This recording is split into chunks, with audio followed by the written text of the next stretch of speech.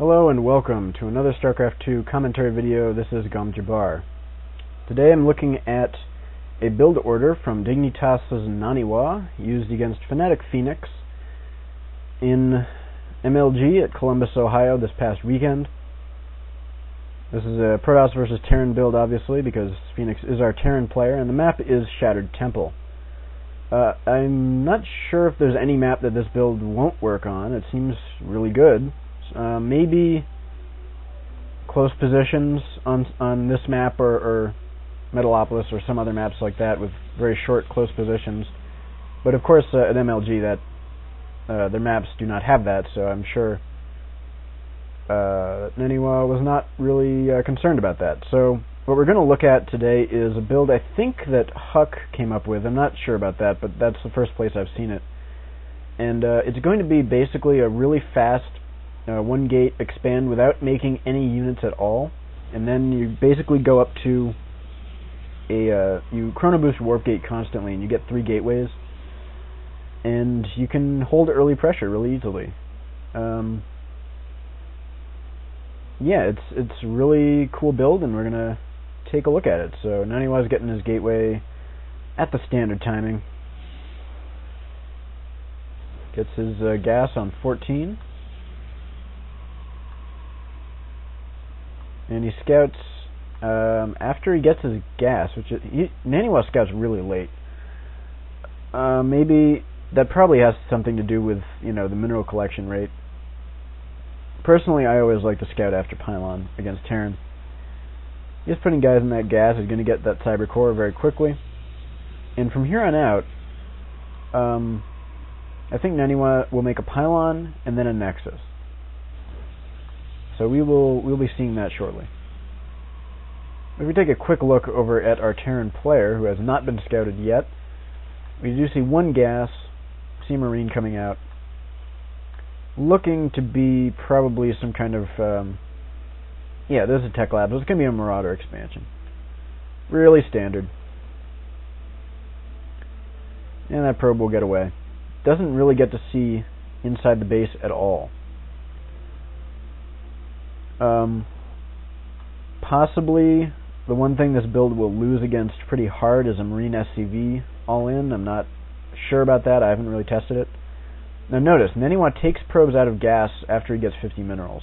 This is an important concept, or an important feature of this build, I should say. And there's the Nexus going down, scouted by Fenix. Chrono boost going down on Warpgate research. No units being made yet. Mining the gas again once that Nexus goes down. Only 2 guys on gas though, unfortunately. I'm not sure if this is intentional or not, but it actually will work out fine, so I have to assume that it is. And he throws down those 3 gateways immediately before making any units, and then he's going to chrono boost a Stalker. So it's going to be a gateway core Nexus, pulling guys off gas after 50 for Warpgate. You're going to chrono boost Warpgate, then throw down 3 gateways total, so 2 extra, and then finally you're going to chrono boost out a Stalker. So if we look at what Fenix has here, is 2 Marauders, a Marine, and some SCVs against a Stalker. Nexus is going to finish here. If this bunker gets up, that is bad news. So Naniwa is going to pull some probes here. Fenix sees the single Stalker. Here come the probes. And shouldn't be too bad of a defense. And he's going to pull those probes away, and the Zealot, Stalker are warped in, and this suddenly becomes a really easy defense. Picks off the SCV, making the bunker. And Naniwa has his Nexus up. Target firing the Marauders, of course. No problem at all. So Naniwa should be taking a second gas pretty shortly. And already we can see that Naniwa is almost 10 supply ahead. There's that second gas. Chrono boosts on probes, it looks like. And everything is fantastic. Naniwa doing a great job of scouting here. And again, like my last video with the MC's build, I'm going to keep showing this a little past the opening just so we see some common things that Naniwa does against Terran that I really like. And this probe does get killed. He wants to make sure that there is an expansion. He did. There's that Robo Bay after the 3 gateways. Warping in more zealots, sentries.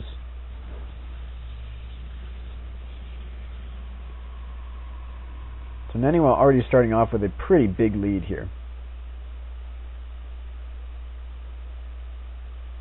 And if we look at Fenix, he's just getting that factory.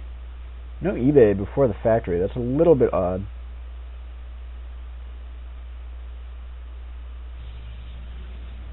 And the second gas is being taken at the natural.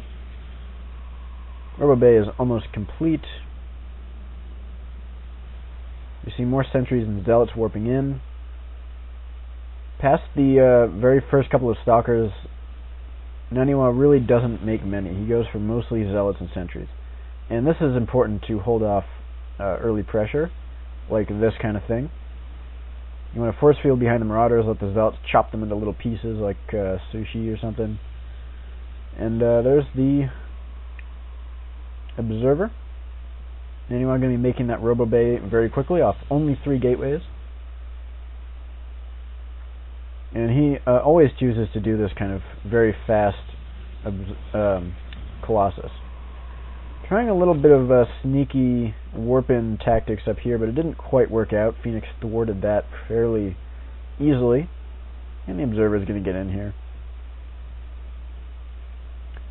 Naniwa actually moving out, a little bit bold, but there aren't that many units to challenge this.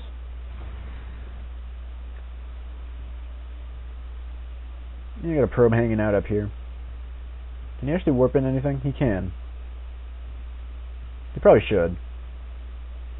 But, you know, hard to criticize Naniwa. There are the double forge going down. This is common for Naniwa. After he goes for that Colossus, after the 3 gateways, he puts down the double forge and goes for double upgrades. And then he chrono boosts Colossus and range at the same time, and his money is pretty low yet again.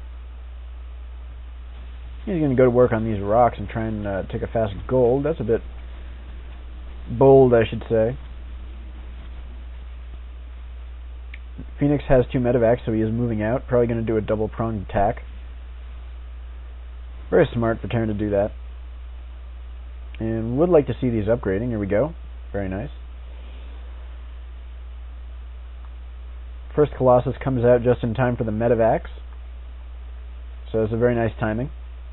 Here goes the drop, and should see these guys poke in. Terran taking a fast third. Very reasonable. Terran can take very fast third bases against Protoss really safely, I think. Here comes the drop and the attack. Naniwa has to split his forces. What does he do? He puts his zealots and sentries down here on the low ground, puts his stalkers up here, and probably a second Colossus, yep. And he's going to use the faster units to defend against the drop and take out the medevacs if he can with the Colossus. Meanwhile, he's going to use the sentries and the zealots on low ground to take out the units that don't have the medevacs dropping.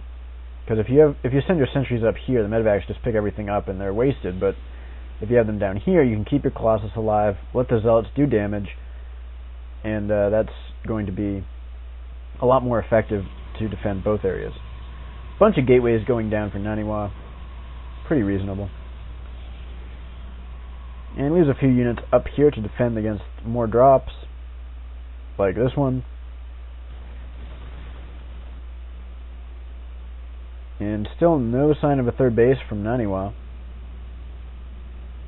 But he's actually pretty far ahead right now. So now that there are Colossus on the field, Naniwa's warping in a couple more Stalkers. Of course, you do need that to deal with Vikings, but notice how zealot heavy he is right now. Stalkers are pretty infamously terrible against Marauders, and no reason to have that many of them until mid-game, I should say. More Colossus. Upgrades being chrono boosted out to 2. So we do have 1-1 now on our Protoss units and only 1-0 on Terran, but a lot of Terrans probably would have had this engineering bay a little sooner, getting those upgrades, in which case Protoss would be even, not ahead. In this case, Fenix opted for those faster medevacs and tried for a little bit of a timing. And all it takes to defend against that is good micro and scouting. So once Naniwa did defend against the medevac, double-pronged attack, he is ahead. Now we see Naniwa's pretty trademark awesome micro here. Doing lots and lots of damage. Going to take out that eBay before it even completes the armor. And the armor does get cancelled, so very nice attack. So it's taking out the rocks. Should see a third base pretty soon, and Naniwa's up to a pretty good amount of money. And we have Viking count coming up. Naniwa going for the back rocks attack. He has not actually scouted this, so he might just be thinking of going around the side. But there does happen to be a base there. And finally, Naniwa's gold base going up. So, Naniwa does tend to get a pretty late third base against Terran, because Terran can take this third very quickly and very safely. Protoss needs to get this Colossus count and everything like that in order to stay alive, frankly. If he just took a third at the same time Terran did, it's really hard to stay alive. And finally, very nice force fields, good zealots. Everything just getting torn apart here. Target firing those Vikings with the Stalkers.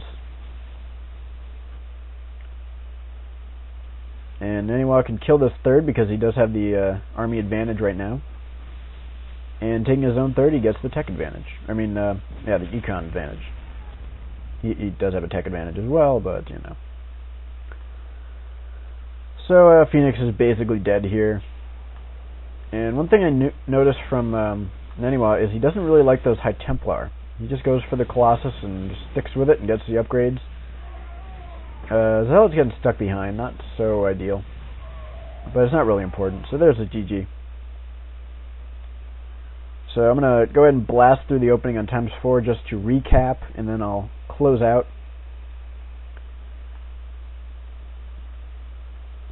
Naniwa went for that really fast Nexus and really fast Warpgate. So that's a really important feature of this build. And he only barely held against that early aggression without losing too many probes. So there's the gateway, and you're going to pull guys off gas at 50. Let's watch for that. 50 gas, pulls guys off. 52, almost exact. There's a chrono boost on Warpgate. Now not spending any more money, puts down the Nexus.